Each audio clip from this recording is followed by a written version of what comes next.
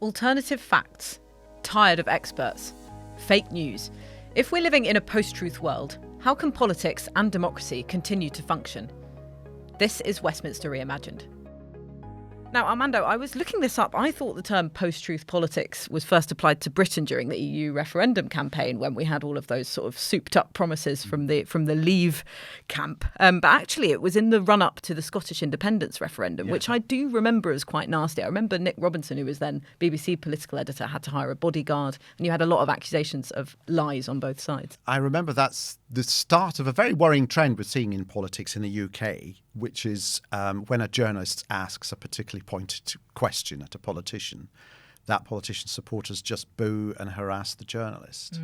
And that's not something I ever expect to see in Britain. We claim to be the mother of all democracies. I don't think we are. And providers and protectors of priesthood. So, yes, so your belief that it was actually to do with the referendum on Brexit is actually a post hoc, post-truth assumption, because it did start earlier. And from memory, I think it was one of those things that Donald Trump used against his enemies once he was criticized for doing it himself. Because I think initially the label post-truth or fake news actually was put to him, and then he used that phrase to turn it against his enemies. So now anything his enemies say is fake news.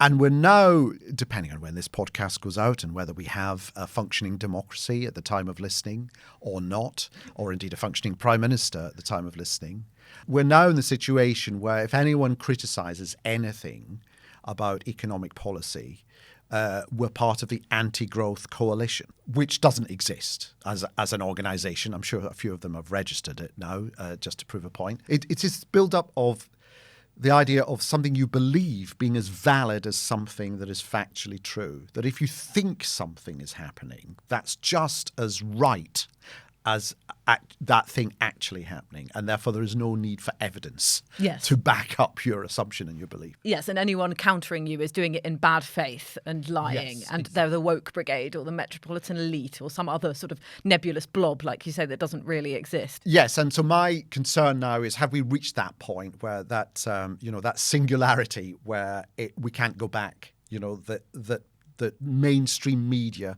to give it that terrible phrase, has now been so undermined that actually we can't believe anything that we read and see and hear, and then know what do we do. So strap yourselves in for a very bleak half hour. We're joined by two special guests to help us sort the facts from the alternative facts.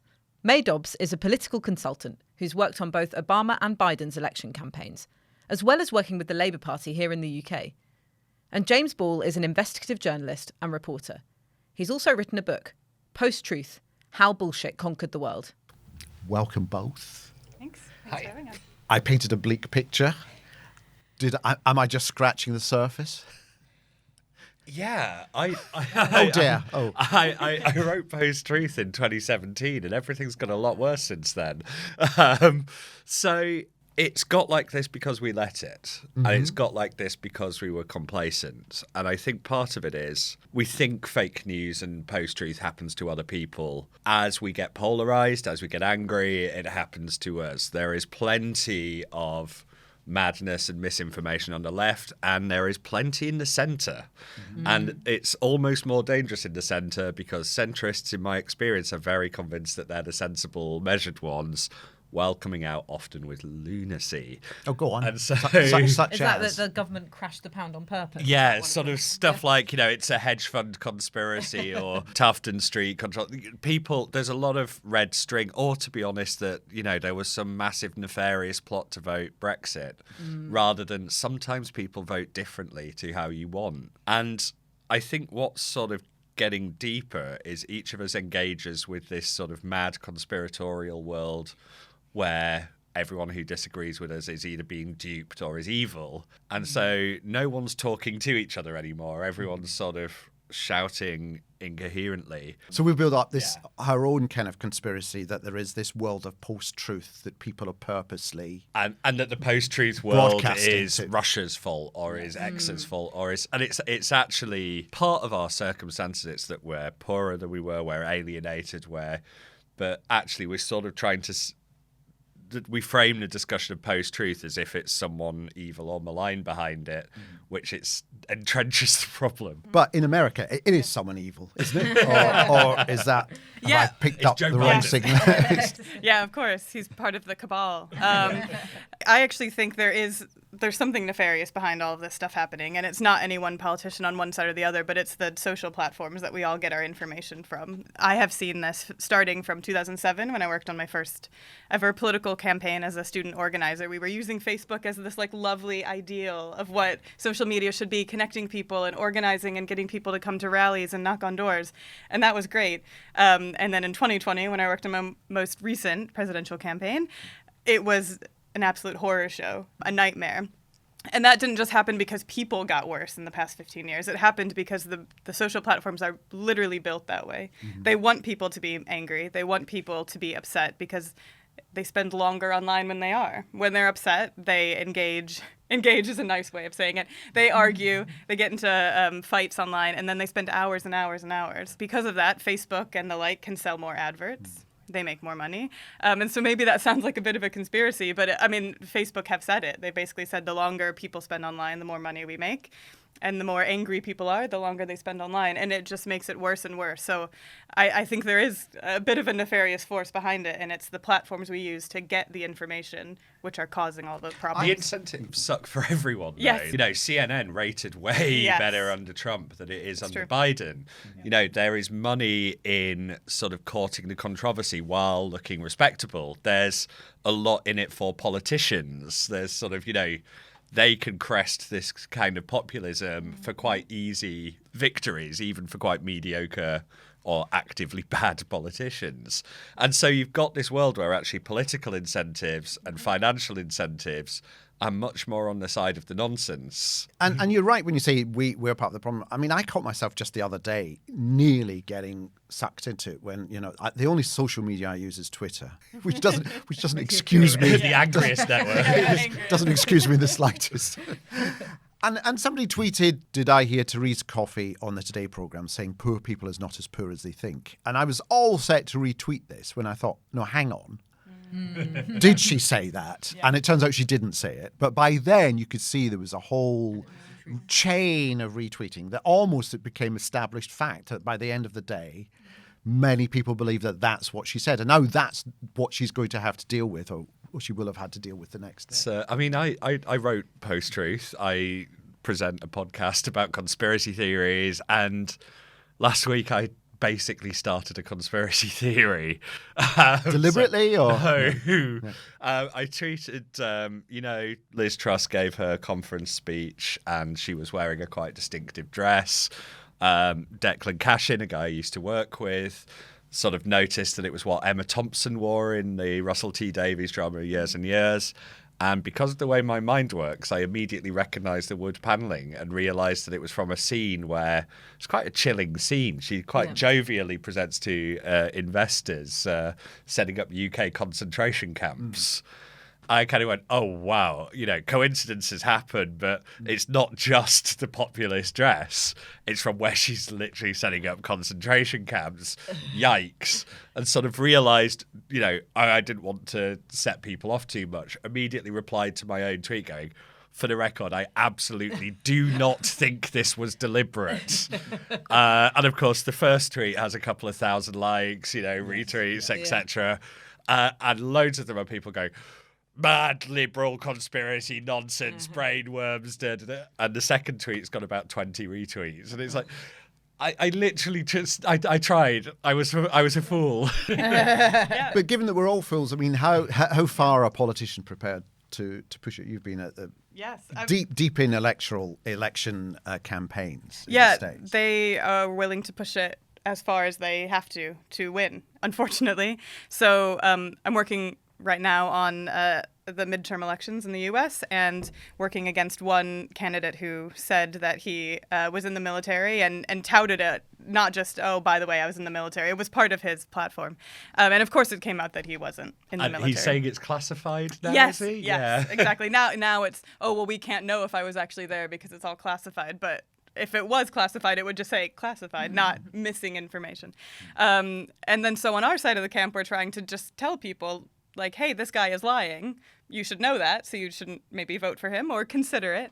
And then, of course, in all the comment sections, it's just, no, you are lying, because he actually was. And, like, why are you trying to stop our great veterans from talking about it? But the other side knows that they can get away with it because they see the same comments that we're seeing. And so they just keep going and going and going. And there's no consequences. Well, that's what I wanted to ask you. How do you counter it? Because clearly you've had some success in some of the political campaigns that you've worked on in this kind of environment. Yeah. Did millions of fake ballots help?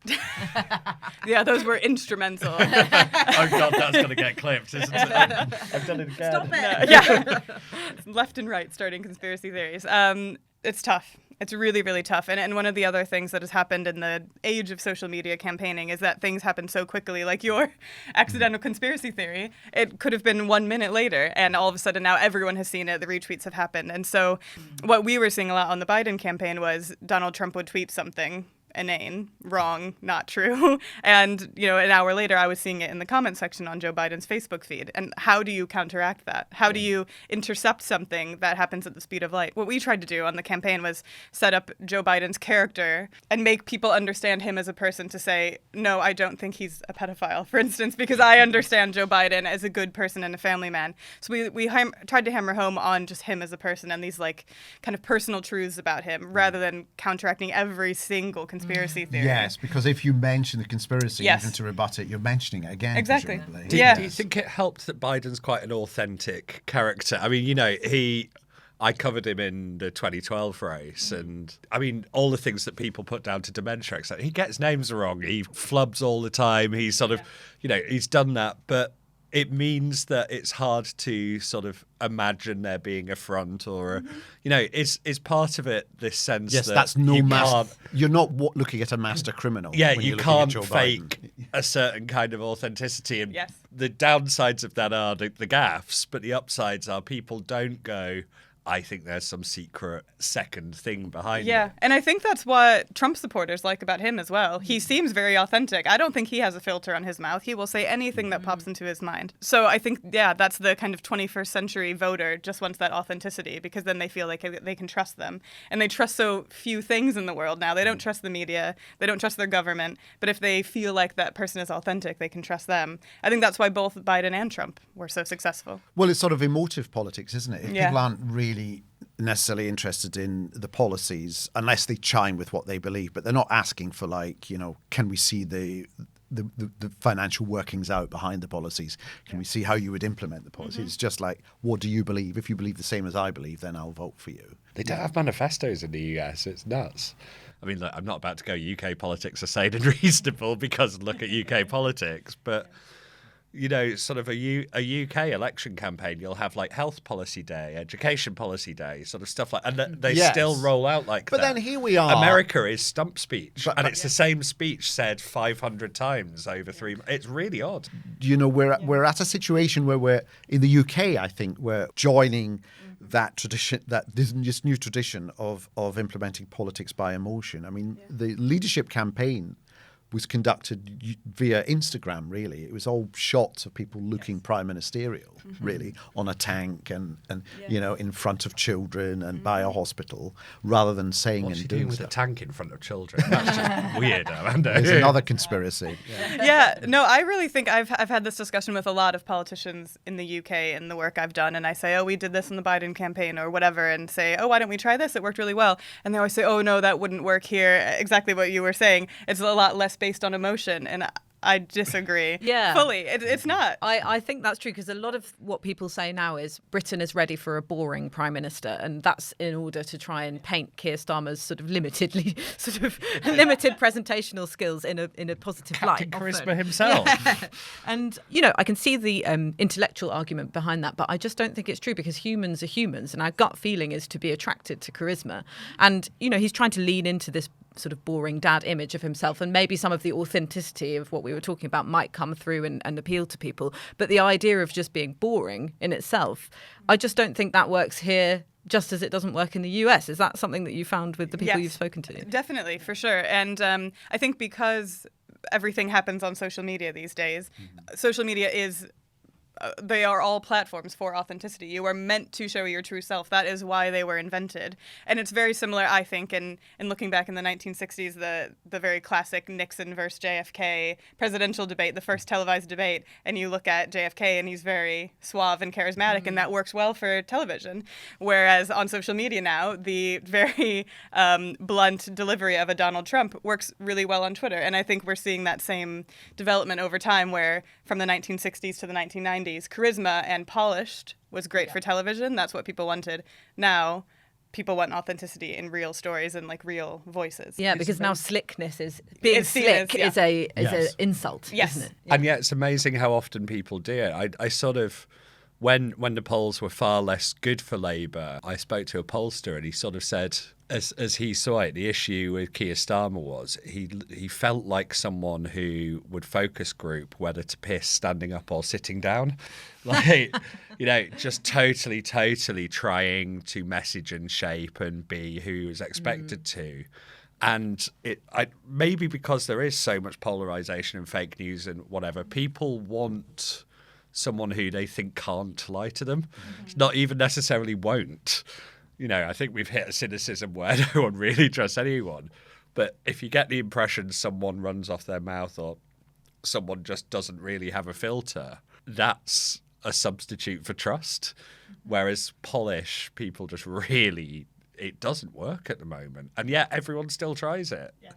It's these sort of, I'm the adult, I'm the sensible one. And it's like, well, we've reeled from crisis to crisis to crisis to crisis. So is that working for us, that a kind of glimmer of hope then, that actually somehow we've achieved a kind of herd immunity against lies, and that we're now beginning to kind of have the strength to determine whether someone is speaking truth or not? I think we need to shift from, authority to authenticity.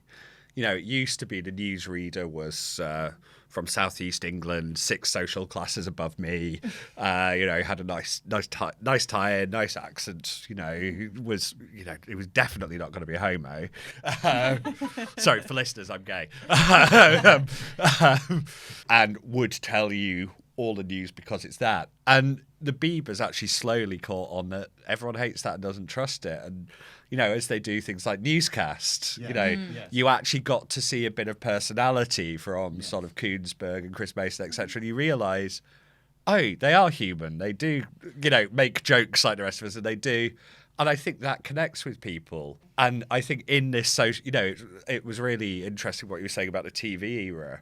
We are in a social media era, and people want stuff to seem real. And I do think it's harder to fake. Where's the way back from in American politics where, you can say, from day one, I had the biggest inauguration crowd of any president ever, when the photographs show you clearly didn't. To there was no insurrection on January the 6th. It was just people being boisterous.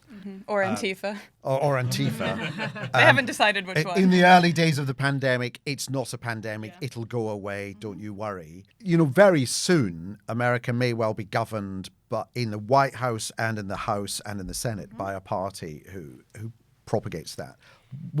What's going to happen if that's the case, when they have a kind of stranglehold on truth and lies? Yeah, unfortunately, it's not going to be great. I don't have an optimistic take on that. My feeling is the only thing that's going to pull us back from this is starting to regulate the social platforms, which currently no regulation at all. They can do whatever they want, and as we've talked about, their incentives are to sow discord so that people fight each other and stay on the platform all day and all night.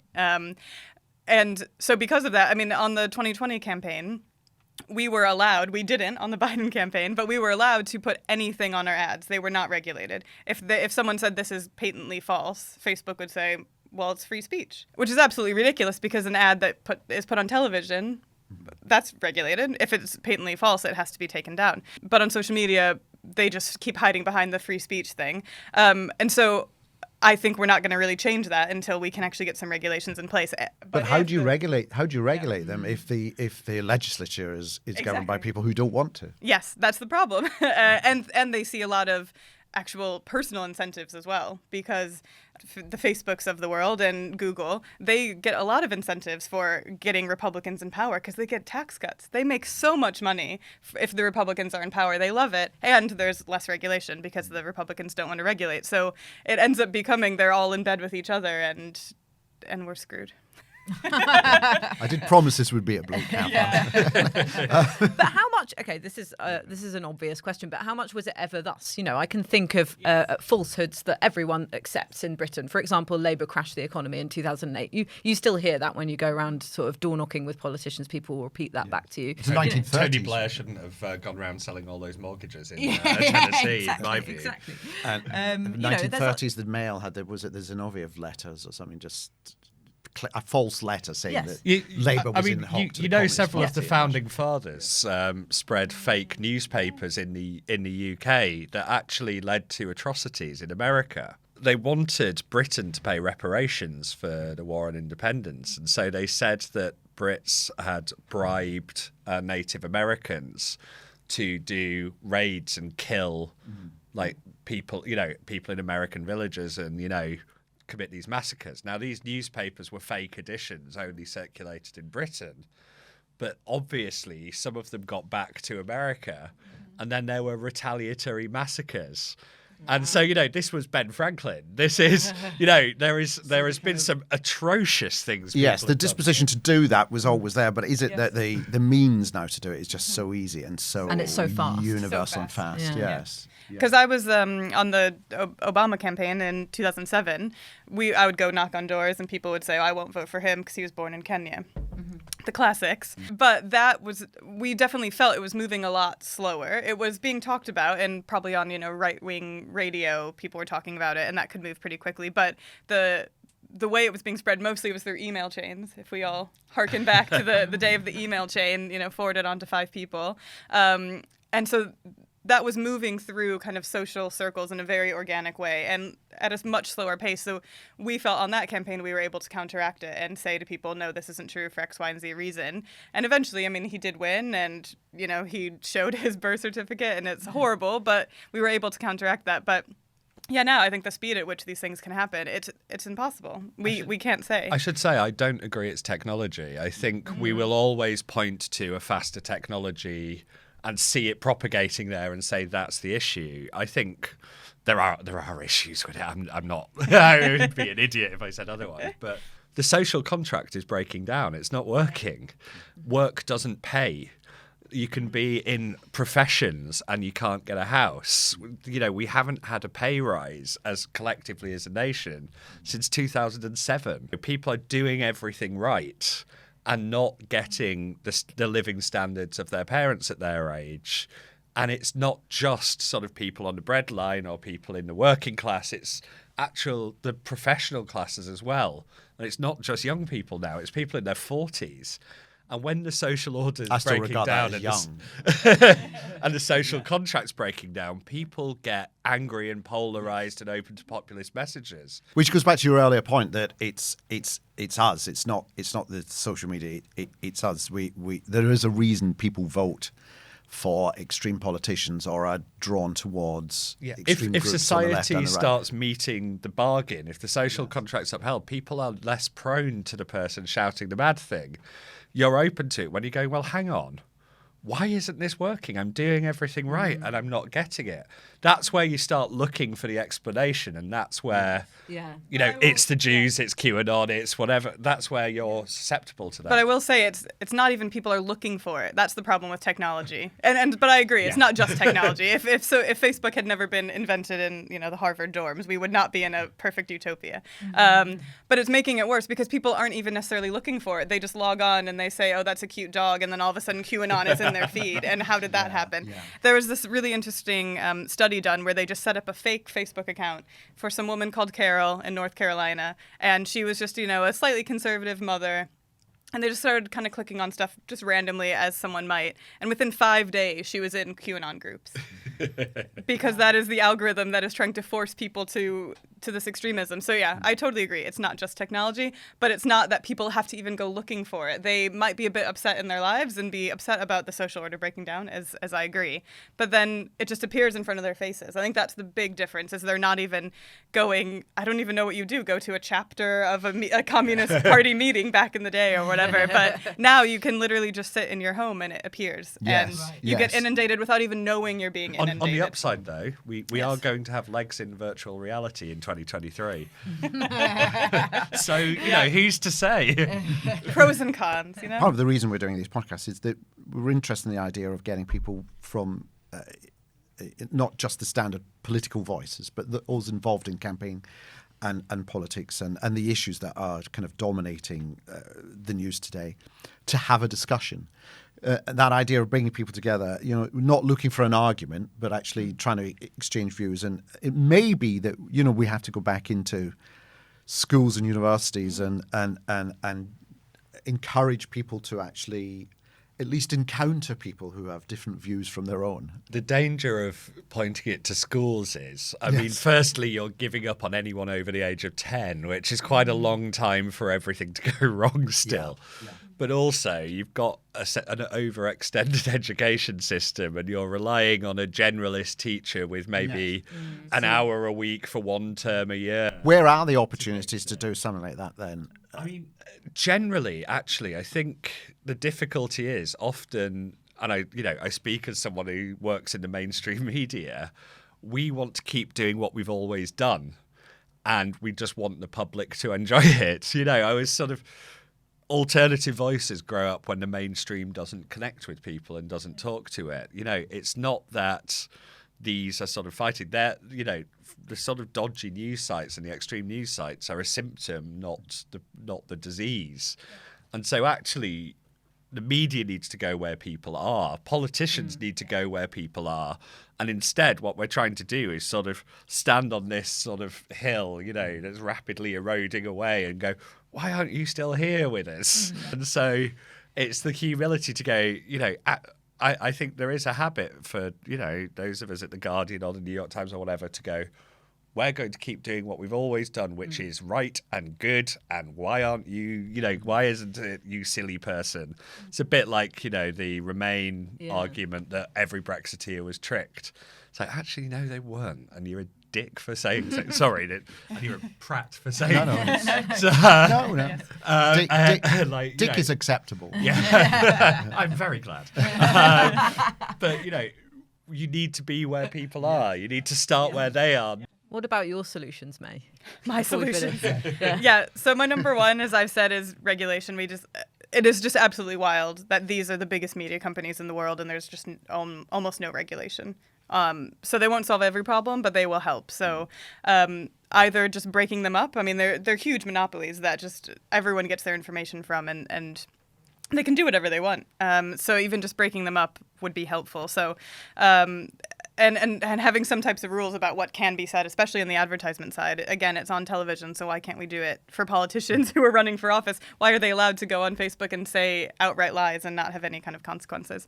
So that's one side. But then as like a campaigner, I definitely agree with what you're saying. Like, we need to be better at meeting people where they are and not just, putting an op-ed in the New York Times. That's not super effective. But I work on campaigns and they still think that's the end all be all. We got an op-ed in the New York Times that's going to change hearts and minds, but it's not going to. So being more authentic, as we've talked about, being in the places where people are, coming to them on their level and talking about things they care about. There's so many things where you're trying to shove something down someone's throat and it's like they don't care about that. So we need to be effective in figuring out what people actually care about and addressing those needs and helping them, as you've been saying, making the social order kind of come back together. And then just personal things that we can all do is don't retweet stuff. Don't respond to things. Yep. If you have to, take a screenshot and then post a brand new post, because we are just feeding the algorithm this horrible, horrible mess of things that shows that the worst types of behaviors are rewarded. So that's something we can do. Point very taken. Something we can all do every day. Don't engage. Good. Don't engage. That's the message. Switch this podcast off. After you've listened to this, burn it. Let's end on those positive points and those positive suggestions. Thank you very much, I'm sure we could talk about this for hours. Oh, happily. And Yes. Thanks so much, both of you. Thank you. Thank you. Well, that was really interesting. They actually didn't agree with each other on everything, did they? About the sort of technology's role in our instinct to believe. No, they lies. didn't, but they did agree that fundamentally we're doomed, I think. I can't shake myself out of this deep despair I'm in about this whole business because, how we reprogram ourselves to look more analytically at stuff and not to be, like I gave the example of myself, so being caught up in a fake news cycle, it's becoming second nature. It's something we don't even think about now. It's just part of our automatic responses to join in. Where there's a crowd yelling or screaming or laughing, we go and join in. And it's very difficult. I mean, I think what came across was whatever we do to try and stop it, like deregulate or regulating the social media, these are small steps that are very hard to achieve unless you have the political world behind you. Yeah. And that is the problem. Yeah, and when you said join in, I think it's something that we did touch on, but we didn't go into in that much depth. But there is a need for belonging and a need to have an identity, isn't there, among people? That's right, yes. And that's probably because of part of what James was saying about the social contract breaking down. We feel more isolated. We don't feel like we're getting back what we deserve from society. Although it seems quite a grim solution that the only way to fix this is to fix the social contract. Yes, that's a big fix. Yeah. It's a big ask. Yeah, and it's not always the right government in power to do that. No, and it's a long-term thing. It's not something that can be done overnight or even in the next 5 to 10 years. It's it's a long-term thing. And I do also wonder whether the fact that we are a bit more fragmented in that we do spend more time by ourselves on our screens, strangely, it adds to that impulse to then try and search for something else that connects us to other people. Yeah. And if it's on our screens, we're finding these other people all massed in one group, having a go at someone or cancelling someone or shouting at someone or just sharing a dog meme, then we want to go and join it, really, for a bit of company. What do you think? Is truth dead? Can politics survive? Let us know what you think in the comments. You can watch all our previous episodes of Westminster Reimagined by clicking the video link on the screen now. On the New Statesman YouTube channel, we publish new videos every week to help you understand what's really going on in UK politics. Subscribe now so you don't miss a video.